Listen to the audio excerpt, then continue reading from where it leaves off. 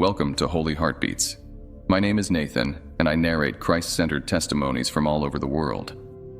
These testimonies include rapture and end-times visions, near-death experiences, encounters with angels and demons, God, Jesus, and even Satan himself.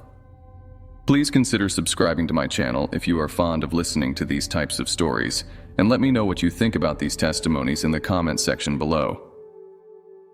Furthermore, for those who want to share their personal testimonies, visions, and revelations from God, you can send us your own stories at holyheartbeat7@gmail.com.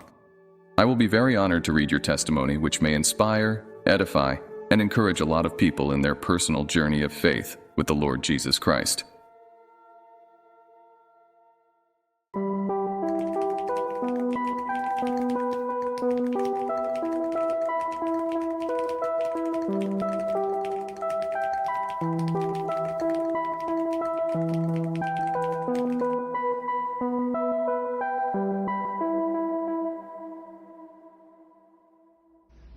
This is the Illuminati.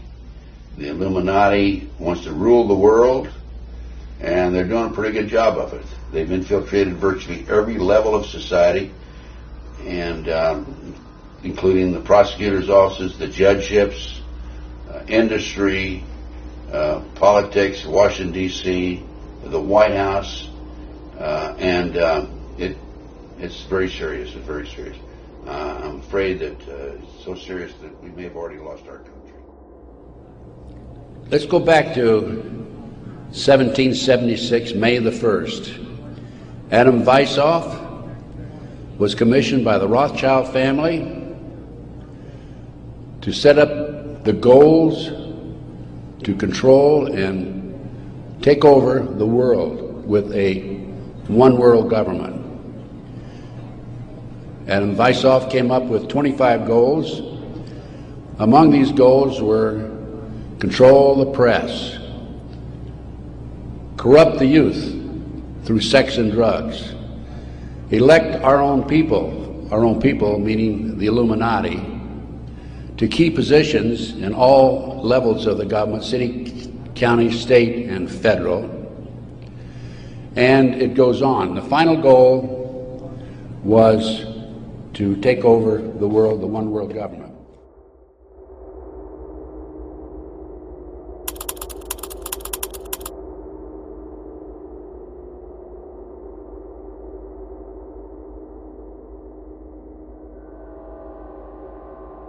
Johnny Todd, a controversial figure. Johnny Todd, reportedly a member of the Collins family, is said to have converted to Christianity on Labor Day in 1972, although some accounts suggest 1973 as the year of his conversion. Todd claimed to have been a member of the Grand Druid Council of the Illuminati before embracing Christianity. His story, however, is highly contentious, and he has been widely discredited as a fraud within certain Christian communities. Despite the criticism, I first encountered Johnny Todd's teachings through his tapes, which provided detailed insights into topics that took me years to understand independently. This initial exposure led me to explore the claims and accusations against him. One major point of contention involves a tape allegedly recorded after his conversion, in which Todd's voice appears to recite a satanic ritual. While this raises questions, it is worth considering certain contextual factors. Supporting evidence for Johnny Todd's claims. 1. Even critics who label Todd a fraud concede that he had been involved in Satanism. They argue only that he exaggerated his rank within the hierarchy. 2. Much of the negative rhetoric surrounding Todd can be explained through the lens of dissociative identity disorder, formerly multiple personality disorder. If Todd truly held a high-ranking position within the Illuminati, it is almost certain he underwent the kind of training that often induces such disorders. In this context, what critics see as evidence of deceit could actually corroborate his experiences. 3. After his conversion, Todd reportedly struggled with a lack of understanding and support from Christians, which led to a period of backsliding. However, he later returned to his faith, inspired by the simple message, "Jesus loves you." Todd's ability to articulate the intricacies of Satanism and the Illuminati hierarchy is unparalleled among Christian speakers. While many who address these topics offer surface-level information, Todd's detailed knowledge stands out, suggesting first-hand experience. Critics argue that he borrowed his material from others. but no one else has openly discussed the Collins family's connections in the manner Todd has. Although questions about Johnny Todd's legitimacy remain, my research and experiences strongly suggest that he is who he claims to be. If true, this would make Todd one of the most significant defectors from the upper echelons of satanic hierarchy to Christianity, and among the few willing to share their experiences openly. Johnny Todd, the silenced whistleblower. Johnny Todd is no longer able to share his insights. The establishment successfully had him imprisoned in South Carolina. An ex-Illuminatus explains how the Illuminati framed him. This article is based on a transcribed tape from an individual connected to the Collins bloodline, one of the 13 powerful Illuminati families. The transcription addresses significant issues and highlights the dangers faced by individuals who leave the Illuminati and attempt to expose its secrets. Todd's story serves as a stark warning to Christians about what may be in store for those who stand against these forces: imprisonment. The book Be Wise as Serpents dedicates an entire chapter to the concentration camps reportedly prepared for Christians, a chilling context that underscores the gravity of Todd's predicament.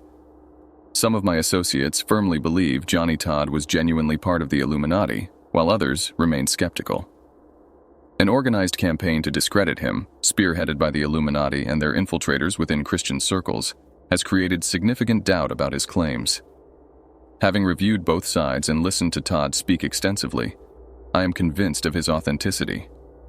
While his exact position within the Illuminati hierarchy remains debatable, there is little doubt that Todd, as a member of the Collins bloodline, was deeply entrenched in Satanism. If he was involved in Satanism at any meaningful level, it is almost certain he would have been inducted into an Illuminati coven. Message from a Hierarchy Survivor, February 26, 1991. My name is John Todd, and I am recording this tape from a prison cell in South Carolina. It is late at night, and the inmates are locked down in their cells, though you may still hear some noise in the background. If a guard passes by, I will need to stop speaking and remain silent. The purpose of this tape is to share the truth about how I was framed and imprisoned under orders from U.S. Senator Strom Thurmond of South Carolina. Only recently, about a week and a half ago, did I fully uncover the methods used to orchestrate my imprisonment. I have been in custody for nearly 4 years, 3 of which have been spent in this prison cell. The circumstances of my imprisonment are a tightly guarded secret, controlled by the government, the Illuminati, and their conspirators. To date, the truth of what has happened to me has not spread beyond South Carolina. The influence of the Illuminati extends far and wide, infiltrating religious organizations, media outlets, and even individuals who publicly collaborate with them. Many of these entities, including religious magazines and speakers, are either directly controlled by or complicit with the Illuminati. Over the years, these individuals have become adversaries of Johnny Todd due to his public exposés in the 1970s and early 1980s. Despite being aware of his plight, none have spoken up, fearful that exposing the truth would reach genuine believers. When Johnny Todd was arrested, authorities seized personal items unrelated to the charges against him. Among the confiscated items were his files, containing a mailing list and 2 personal address books, one from his wallet and another from his library. These items mysteriously disappeared and were never returned, even after a legal battle. The apparent goal was to isolate him, preventing contact with individuals who might assist in securing legal representation or support. Christians were particularly disturbed by Todd's conviction. Many who knew of his innocence could not comprehend how he was found guilty, especially when the alleged events had no basis in reality. Even fabricated evidence was absent. The concept that a child of God could be imprisoned under such circumstances in a free country seemed unbelievable. Todd recorded his story secretly from his prison cell. In his message, he pleaded with those who received the tape to duplicate and share it widely. He believed that spreading the word about his plight was the Illuminati's greatest fear, that the truth would expose the conspiracy against him. In 1987, Johnny Todd was living in Columbia, South Carolina. After years of physical labor in construction and carpentry, he had stepped back from public speaking following his divorce. Then, out of nowhere, he was accused of a crime he insists he did not commit. The South Carolina Law Enforcement Division, SLED, played a pivotal role in orchestrating the events leading to his conviction. Lieutenant Carlton Metal, who later became a captain only 3 days after Todd's conviction, vehemently refused Todd's repeated requests for a polygraph test. This refusal raised immediate suspicions. After his conviction, Todd personally paid for a polygraph test, which he passed. However, the results were inadmissible in court. During the investigation, the solicitor demanded access to Todd's apartment, claiming they sought evidence related to the alleged crime. Todd agreed on the condition that he could first consult his attorney. The solicitor, however, deceived both Todd and his attorney, stating they lacked a search warrant when, in fact, a warrant existed. However, the warrant's scope was limited and did not permit the confiscation of unrelated materials. When Todd ultimately allowed the search, it became clear that authorities were uninterested in evidence for the case. Instead, they sought other materials that the warrant would not have allowed them to seize. The misrepresentation to Todd and his attorney was part of a larger effort to frame him. During the investigation, authorities boxed up 3 30-gallon trash bags and 4 boxes of material from Johnny Todd's apartment. The items seized included knives, allegedly to locate a weapon used in the alleged crime, and business stationery linked to Todd's publishing company. However, aside from one knife, none of the seized items were relevant to the trial. Most of the material consisted of documents related to Todd's past ministry work, including newsletters. Despite the severity of the charges, Todd was not initially questioned about the alleged assault. Instead, investigators focused their inquiries on what they termed the Christian underground. This underground network had emerged as a response to legal and societal actions targeting fundamentalist Christians, including child abuse allegations that bypassed legal due process. Todd explained that this underground movement provided safe houses and places of refuge for those persecuted. The investigators' persistent questioning about the network revealed their interest in its structure and participants, though none of it fell within their jurisdiction in South Carolina. It became clear that federal authorities were likely driving these inquiries. When Todd was finally questioned about the alleged crime, he was in shock, arrested without evidence, and confronted with baseless accusations. As he regained clarity, he realized the investigators held evidence that could exonerate him. He provided details of his whereabouts on the night in question and suggested witnesses who could confirm his story. The investigators, however, dismissed his efforts, stating, "It is not our job to question witnesses that will prove your innocence." While Todd was being interrogated, the solicitor held a press conference, announcing that Todd had been arrested for one assault and was a suspect in as many as 80 others. The sensationalized allegations were broadcast widely, shocking Todd's family and friends. Despite the gravity of the charges, the publicity and resources devoted to his case were unprecedented for a non-homicide allegation in South Carolina. The following morning, Todd appeared before a magistrate for a bail hearing. He was denied bail based on several claims by the solicitor. 1. Todd was not a resident of South Carolina, despite evidence to the contrary. 2. He had no residence in the state, even though authorities had just searched his apartment. 3. He possessed a passport and was deemed a flight risk, though the passport was expired and in police custody. 4. He had no visible means of support, though his business activities proved otherwise. 5. He had no family in South Carolina, despite having children in the state. The magistrate refused to hear Todd's rebuttals, and Todd was unaware at the time that he was already on the front page of The State, Columbia's major newspaper. This coverage, along with sensational reporting in its co-owned paper, The Record, painted a narrative shaped entirely by authorities. Todd's military record became a focal point in the campaign to discredit him. Over the years, the Illuminati and their collaborators in the Christian community had accused him of fabricating his military history. These critics denied his service in Vietnam and his involvement in covert operations. However, during the investigation, the U.S. military confirmed Todd's claims. They revealed that he had been part of a classified group in Vietnam called Phoenix, whose records were sealed and held by the CIA in Langley, Virginia. This validation aligned with what Todd had asserted for years, frustrating the state and further exposing the lengths to which his detractors would go to undermine him. Despite the thousands of dollars spent by Illuminati collaborators and their plants within the Christian church to spread lies about me, their efforts were ultimately self-destructive. The very newspaper that sought to ruin me dismantled its own credibility in just a matter of days. I was suddenly labeled the survivalist rapist and the Green Beret rapist. Overnight, my background as a former Green Beret in the Special Forces, something that Christianity Today, Logos, and other publications had long denied, was confirmed and used against me. Over the next 2 weeks, the allegations against me escalated. Initially, I was accused of 80 assaults. Soon, that number jumped to 100. Every day, the solicitor held press conferences, ensuring my name was smeared across every news outlet. When it became clear that their case was falling apart, they resorted to desperate tactics. My photograph was broadcast all over the state with a plea. "We know he has done this. If anyone has ever been followed by this man, please come forward." I was later told that hundreds of crank calls came in, but not a single real accusation. Nothing materialized because nothing had ever happened. The problem, we believe, was that the solicitor himself had been misled by SLED. He genuinely thought he was handling a high-profile case, but when it all began to unravel, he found himself embarrassed and under pressure to justify the fiasco. Here's how the setup unfolded before my arrest. In the early hours of Monday, May 18th at 2:30 a.m., SLED took statements from Merrill Blackburn. By 3:30 p.m. that same day, I was arrested.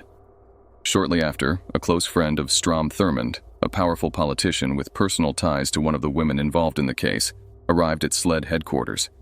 He accompanied the agents to the office of Solicitor James Anders and delivered a chilling directive. "I want him sent to prison. I don't care how you do it." This same politician then went directly to the state magistrate and obtained a warrant for my arrest. His name was Larry Martin, and he had traveled hundreds of miles to ensure my conviction. For those unfamiliar with the deeper context, here's why Strom Thurmond despised me. Back in 1987, while I was in California working with Chick Publications and exposing various figures, I revealed that Thurmond was not only the highest-ranking Freemason in the world, but also a voting member of the Board of Regents at Bob Jones University. At first, Bob Jones University denied that Thurmond was a Mason. However, Thurmond refused to play along. His Masonic affiliations were too well known. Instead, he attempted to defend Freemasonry, arguing that Christians could be Masons. The backlash was immediate. Even though Bob Jones University had spent years branding me a liar and working to discredit me, they ultimately had no choice but to distance themselves from Thurmond. He was removed from the voting board, though he retained his power as a non-voting member. Around that time, I was warned, "He's going to come after you for this." I made a critical mistake. I didn't pray about my next steps. I let people who claimed to be Christians persuade me to move to South Carolina. Ironically, these were the first people to abandon me when everything fell apart. The most intriguing aspect of the entire ordeal was that the prosecution's case rested solely on this woman's testimony. She admitted on the stand that she had never told anyone about the alleged incident, nor had she sought medical treatment for her claims. Some of the details she described were so extreme that, if true, they would have required immediate emergency care to save her life. Yet she insisted she was unharmed. No bruises, no cuts, no signs of injury. I spent 9 months in custody awaiting trial, during which time the speedy trial law was completely ignored. The delay occurred because the accuser moved out of state and refused to return. While I don't believe the situation began as a conspiracy, it spiraled out of control. This woman, fired from her job and likely seeking revenge, found herself in over her head when the case garnered massive publicity. Once she saw the frenzy of people working to frame me, she fled. However, when she was finally forced to return for the trial, her appearance had been drastically altered. Her hair was dyed, her clothes were different, and her hair was cut and styled. She looked so unrecognizable that I initially asked my attorney when the accuser, Merrill Blackburn, would appear. The transformation was likely intentional, to prevent my alibi witnesses from identifying her and undermining her testimony. What the accuser didn't know, and what the prosecution overlooked, was the undeniable evidence that contradicted her story. According to her affidavit, I had allegedly forced her to drink alcohol and take drugs, and she claimed I was intoxicated as well. However, within 6 or 7 hours of the alleged incident, supposedly occurring in the early hours of Saturday morning, I checked into a hospital for unrelated reasons. Upon admission, standard drug and alcohol tests were conducted. These tests showed no trace of drugs or alcohol in my system, entirely disproving her claims. This key piece of evidence was eventually admitted into court. The trial began on Thursday, January 21st, 1988. In the lead-up, I had done everything possible to ensure a fair defense. I settled a lawsuit for a fraction of its worth, $10,000 instead of the $120,000 originally intended, just to pay for a private investigator, an ex-SLED agent, to gather evidence and track down witnesses. My attorney assured me that we had solid evidence, including the lab results, and that we had subpoenas for 32 witnesses who would testify on my behalf. He promised it would be a strong and open defense. On the first day of the trial, I watched proceedings with cautious optimism. I was confident in my innocence and the strength of the evidence. Yet I couldn't shake the confusion over my attorney's approach. He seemed to focus on painting me in a negative light. One particular moment still baffles me. My attorney pushed me to testify that I had an affair with the accuser and that her allegations were simply a result of bitterness. This was far from the truth, and I refused to cooperate with such a dishonest strategy. At that point, it became clear that my defense team wasn't handling my case in the way I had anticipated. Despite having the truth and evidence on my side, the entire ordeal left me fighting not only against false accusations, but also against a flawed and inconsistent defense. I refused to follow my attorney's advice, not realizing at the time that he might have been complicit in the larger effort to ensure a conviction. If they couldn't secure a guilty verdict, it seemed they were determined to destroy my reputation. I couldn't comprehend why the witnesses who could have supported my defense were absent. Only recently did I learn they had been present, but they were deliberately segregated outside the courtroom and never called to testify. On January 21st, I sat in court and listened to the prosecution's case. The testimony presented was so absurd that even the jurors laughed at its implausibility. Despite this, my attorney's actions baffled me. For instance, he allowed a woman to serve on the jury who openly admitted on the record that she and her husband had read and believed the media reports, which were overwhelmingly biased against me. At the time, the public was still under the impression that I was suspected of over 100 rapes. Few knew those accusations had no basis in reality. My attorney reassured me, saying, "Don't worry, it'll be all right. I know what I'm doing." When the trial resumed on January 22nd, I expected my attorney to present a robust defense. Instead, he called a few minor witnesses and focused on countering a bizarre claim from the prosecution that my publishing company was a scam designed to lure women for the purpose of assaulting them. The evidence to refute this was readily available, yet my attorney failed to utilize it effectively. One pastor, who had critical files that could have exonerated me, never appeared in court despite promising to testify. His absence left me with more questions than answers about his intentions. I was convicted and sent to prison, still unaware of the full extent of how my attorney had mishandled my case. It wasn't until a post-conviction hearing on February 15th that I began to piece together the truth. At the hearing, the only witnesses were me and the state's attorney. Shockingly, my own attorney testified for the state. Under oath, he admitted to decisions that directly undermined my defense. For years, he had told me that the lab tests couldn't be used because they didn't screen for alcohol. Yet, on the stand, he revealed the tests did include an alcohol screen, and the results supported my innocence. He offered no valid explanation for why this crucial evidence was not presented during the trial. Even more alarming was his admission that all the witnesses subpoenaed for my defense were present outside the courtroom for 2 full days, but were never called to testify. When questioned about this by the court-appointed attorney, my trial attorney acknowledged that each of these witnesses could have directly contradicted the testimony of Merrill Blackburn, the accuser. Yet, he repeatedly dismissed their testimony as unimportant. Legally, an attorney in South Carolina has the authority to override a defendant's request to call witnesses. However, the Constitution guarantees the right of the accused to have witnesses present and heard. In my case, this fundamental right was stripped away. As a result, I was sent to prison without being allowed to present the witnesses who could have proven my innocence.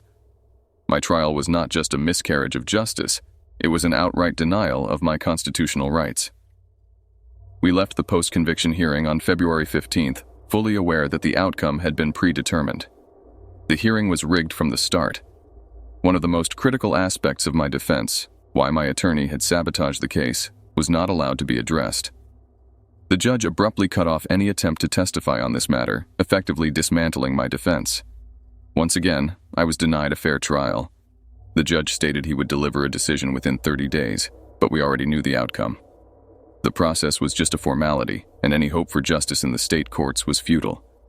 No court-appointed attorney would ever help me achieve a fair resolution. Neglected witnesses and a suppressed defense. Key witnesses who could have made a decisive difference in my case were ignored.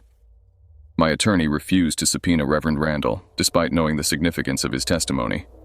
Another critical witness, a man named Joe from Charlotte, was prepared to testify and could have secured me a new trial.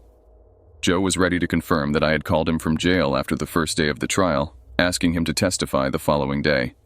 However, my attorney instructed him not to come. Now Joe is too terrified to even speak about the matter. He avoids conversations with Christians and refuses to go anywhere near Columbia, South Carolina. His fear underscores the depth of the conspiracy surrounding my case. An open and shut case with no representation. Several reputable attorneys in this state have reviewed my case and concluded that it should have been an open and shut matter. They all agree I should never have been imprisoned. With just a couple of court orders, I could have been released. Yet I have been unable to retain these attorneys due to financial barriers and systematic efforts to isolate me. The system ensured I had no way to reach out for help. For years, I was denied the ability to contact anyone or raise funds for an attorney. This deliberate isolation kept me from securing proper legal representation that could prove my innocence. By May, I will have been in custody for 4 years. I've spent over 3 years in prison for a crime I did not commit, one for which clear evidence of my innocence exists, evidence that would have been undeniable if I had been allowed to present witnesses at trial. My only hope is to hire an attorney who will stand by me, subpoena the necessary witnesses, and allow me to have the fair trial I was denied. 3 days after I was jailed without bail, my attorney came to me with a shocking proposal. The federal prosecutor and assistant attorney general offered me a deal. Even though I was facing state charges, not federal ones, the feds intervened.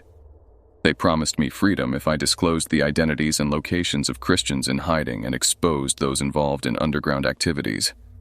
I refused without hesitation. My principles and faith would not allow me to betray others for my own freedom. This federal proffer, a formal immunity grant for testimony, was officially recorded. It remains a matter of public record that I declined the offer, choosing integrity over self-preservation. After my conviction in 1988, I was sent to a prison in Colombia called Kirkland. One day, I was summoned to the front and instructed to wait because the Secret Service was coming to speak with me. The supervising officer on duty found it odd that the Secret Service agent, supposedly from Colombia, didn't know where the prison was located.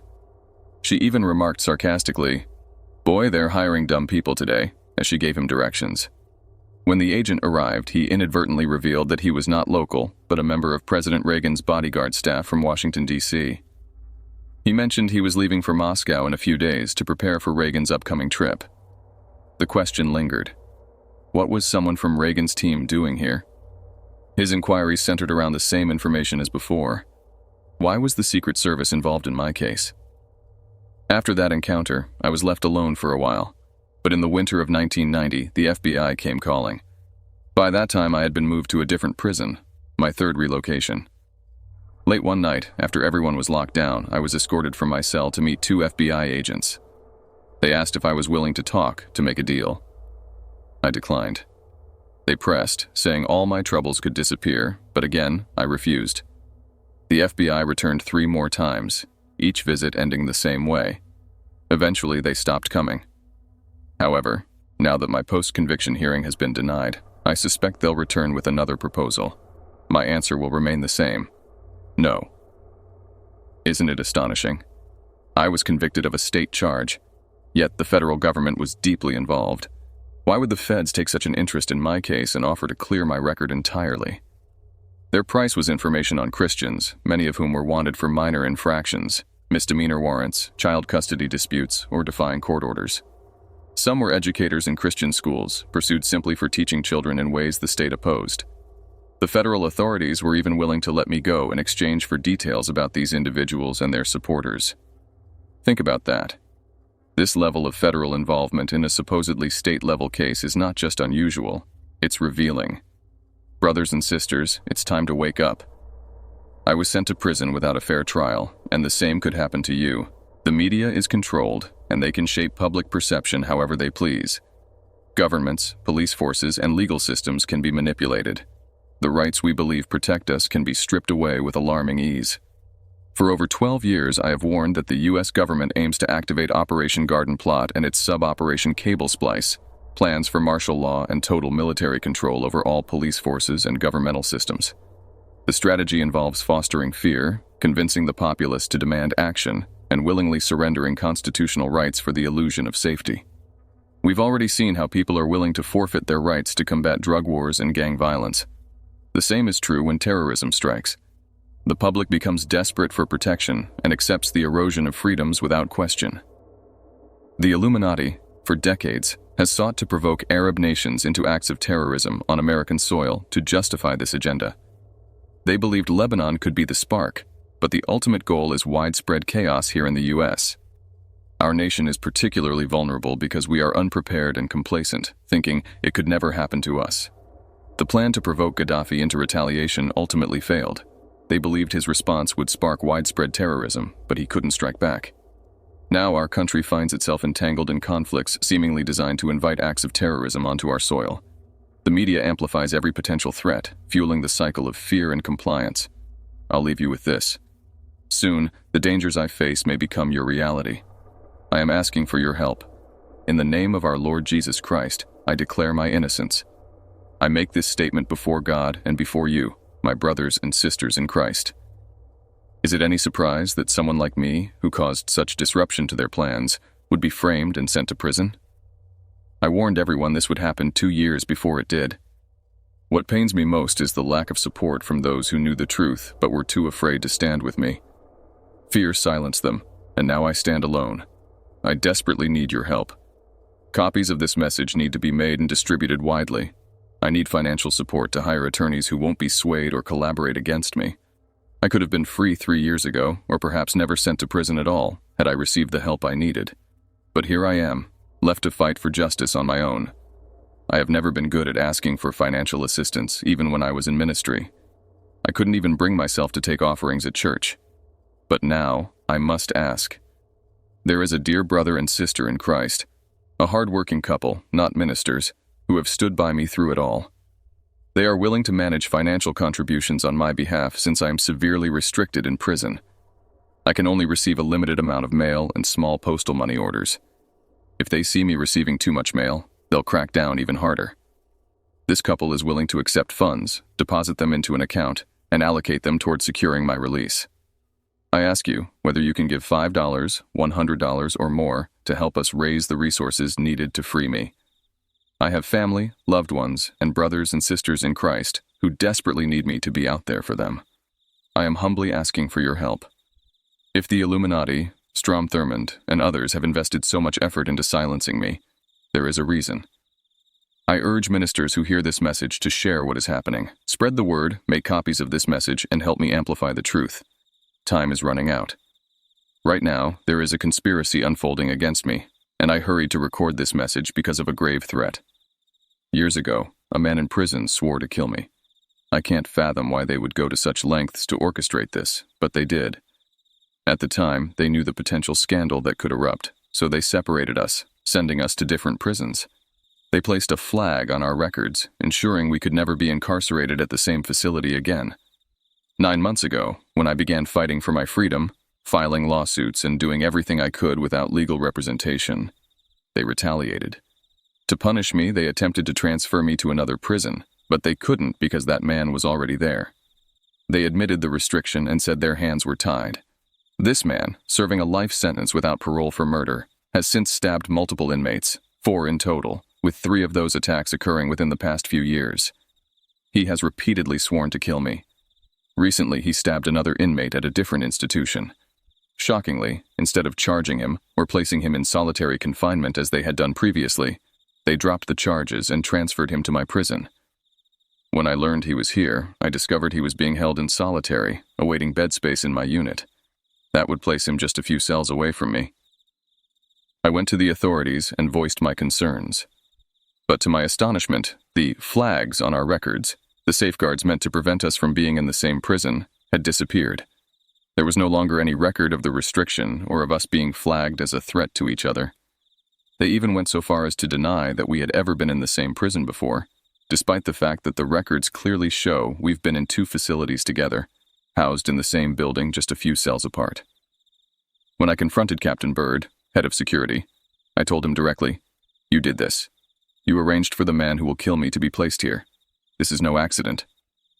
By policy, when I filed my complaint, they should have transferred me to another facility. Instead, they claimed they couldn't send him anywhere else because of his violent history, and that this was the only place left for him. Then, in the same breath, they claimed no other prisons would accept me either. Now this man is scheduled to move into my unit, into my dorm, this Friday. Today is Monday.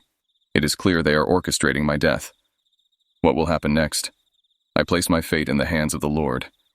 Johnny Todd suffered severe blood loss after a brutal attack, but has since recovered and returned to the general prison population. He remains optimistic about gaining his freedom next year, as a recent appeal victory has granted him the opportunity to receive a fair trial.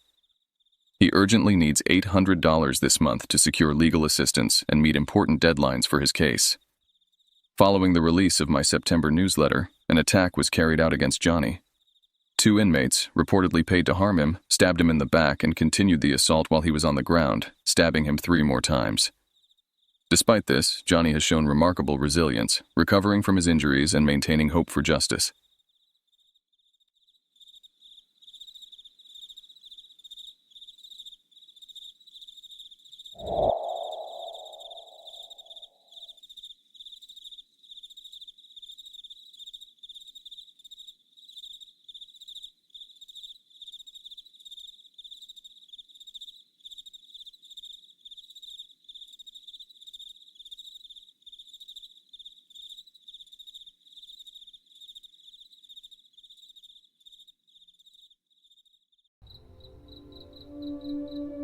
Hey everyone, thank you so much for watching. Stay safe, and I'll see you in our next video.